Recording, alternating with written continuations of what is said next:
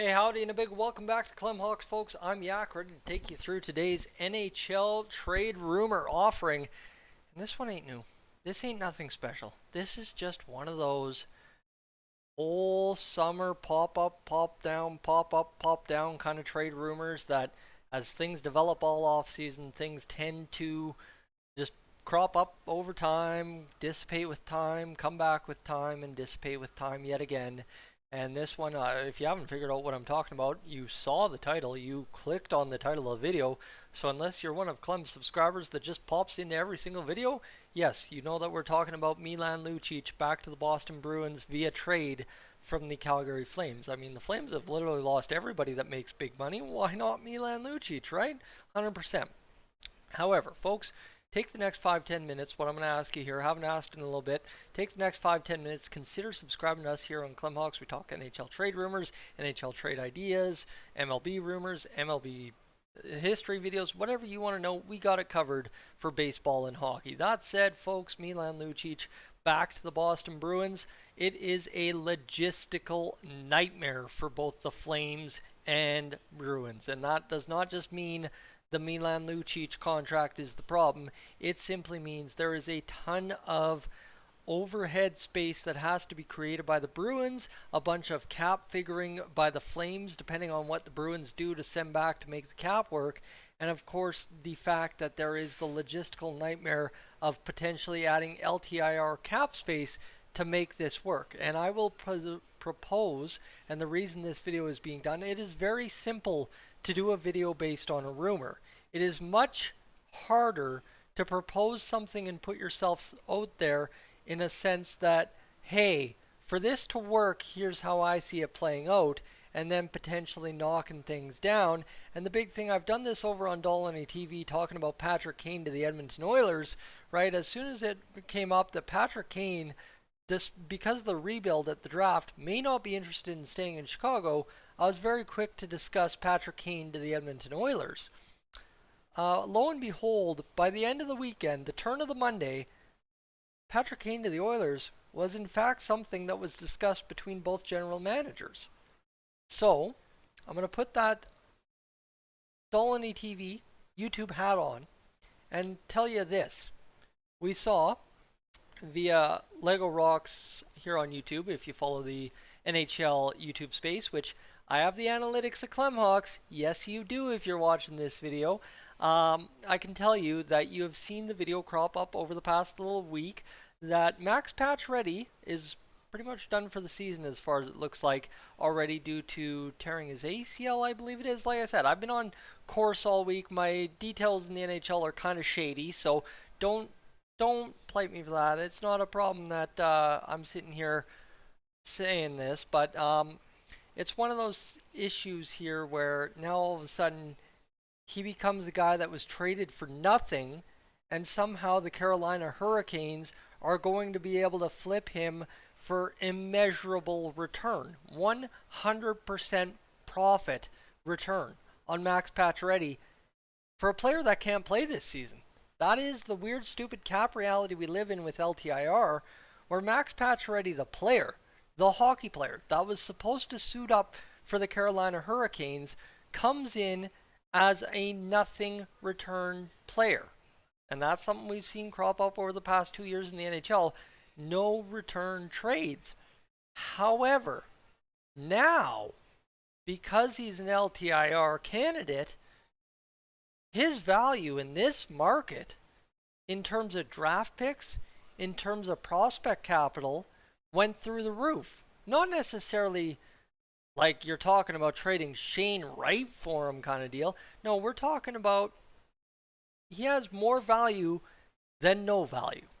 And that could simply be a second round draft pick is 1,000% more value than he had as a no return player in a trade to Carolina back from the Vegas Golden Knights. So what does Max Pacioretty have? Ooh, this is terrible lighting. What does Max Pacioretty have to do with a Milan Lucic trade back to the Boston Bruins? Yak, you just went on a stupid tangent about nothing because you're upset about LTIR rules in the NHL. I hope somewhere along those lines you figured out that quite simply There's a big correlation here. And I told you I was going to put my Dolany TV hat on, quite literally, to tell you that there's something here with Max Pacioretty that involves Milan Lucic. Go back to that Lego Rocks video. We found out via that. That's how I found out. I don't know where the actual information came from, nor do I care to even try and figure it out because there's a million articles. Try to find the source. Who knows? But end of day, my friends, when it comes down to it, for the Boston Bruins, if they are looking to acquire Mr. Milan Lucic, the starting point is acquiring Max Pacioretty's LTIR cap space. See? That's how this works. Is in that sense, the Bruins would not have to send a cap return to the Calgary Flames to bring dollars in. Max Pacioretty more than covers Milan Lucic's contract. The value available to the Carolina Hurricanes is immeasurable for a no-return player that now serves a purpose for the Boston Bruins. And when you want to ask yourself, how likely is Milan Lucic to being traded to the Boston Bruins? This is the last dance as it's being billed for the Boston Bruins. Milan Lucic, pretty valuable, right? Back with the boys, let's do it. All they'd be missing at that point is Zdeno Chara. However, you ask yourself this. How much does the demand of Carolina, if Boston calls to make this happen, factor into the probability of this happening? Because from the Flames' perspective, Lucic is a valuable player on that team, especially if they choose to go a bit younger. And secondarily, with a high-end skill player like Jonathan Huberdeau, having a low-end, high physicality player like Milan Lucic is not necessarily the worst thing. And if you read on social media, a lot of Flames fans, stop dreaming Boston. He just bought a high-end home. And having my ear to the ground like I do in Calgary, in the hockey community, I know Milan Lucic is pretty set up at home. Trust me, I've heard stories. However, end of day is everyone says, well, he'll just sign for lower AAV in Calgary and ride out his career. If you're Lucic, you've got something measurable in Boston still, guaranteed. Your life is still heavily, if you're Milan Lucic, tied to something in Boston. So, end of day, is it worth it to go back home, in a sense, to Boston for one last dance with the boys that were so special back then, right? Almost, 12 years later since winning the Cup over Vancouver? Go back. Everybody's got one last hurrah at this. I don't care what you think about the Calgary Flames over the next 5 years. With Milan Lucic, they will not win the Cup. That is a guarantee, in my perspective. However you look at it from this angle, is for Lucic, he can come back to Calgary, enjoy his big fancy house all he wants after this season, after running it back with the guys that made Milan Lucic. You want to talk, Lucic made himself very valuable in the NHL at a time.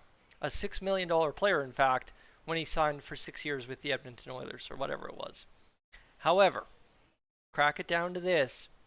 How much does friends that are specifically family for Milan Lucic, I would say, you win a Stanley Cup with these guys, and they're getting the band back together to do it one last time.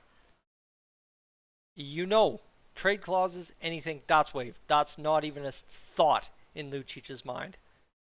But how much is the value of that enough to say, let's put the kids, the family on the road this year and go run it back one last time and settle in Calgary the rest of the time? Because trust me, I think from what I've taken away over the past several years, Lucic loves the Battle of Alberta. And it's a special place in his heart now, Edmonton, Calgary, and Alberta as a whole. But how much value does going home in a sense, Boston will always be home for Lucic, I don't care what you want to say, the best years of his career, the most glorious years of his career are as a Boston Bruin. How much does going home for one last dance with your boys, your brothers, Milan Lucic. Then factor in how much does Carolina want for Max Pacioretty, and how can those two come to a head and make something happen. That's the logistical nightmare of this video. That's the logistical nightmare of a Milan Lucic trade to the Boston Bruins. I don't think I've put and explained a video as well as this in a long damn time. Quite frankly, I do not think I have. And it's because there is a lot at stake here for everybody. The Flames, Lucic, Bruins, Hurricanes, Max Pacioretty, everything involved in such a deal that lands Milan Lucic back in Boston for this hockey season. There's a lot at stake, and that's why it's a logistical nightmare. But my friends, like I said, it crops up and then dissipates. Crops up and then dissipates. But I offer you this. I do not think somebody has explained as much about this in as much detail on all angles as I have to make such a thing work. It's very easy to say it's a logistical nightmare and won't work. It's very easy to say the Flames will keep Lucic because he doesn't want to leave Calgary. It's very easy to say the Bruins can't make the cap work. It's very easy to ignore the fact of how important Max Pacioretty would be to something happening here. And it's very easy to say, well, this is a stupid idea. Boil it down like you have with the past 12 minutes with me. Suddenly you acquire all factors and it happens just like that. So you know, the next time you see Max Pacioretty's name pop up in trade rumors and you see the Boston Bruins involved, take a gander at what's happening really. It ain't a Max Pacioretty trade to the Boston Bruins. Folks, I'm Yak, this is Clem Hawks. I'm up on out of here.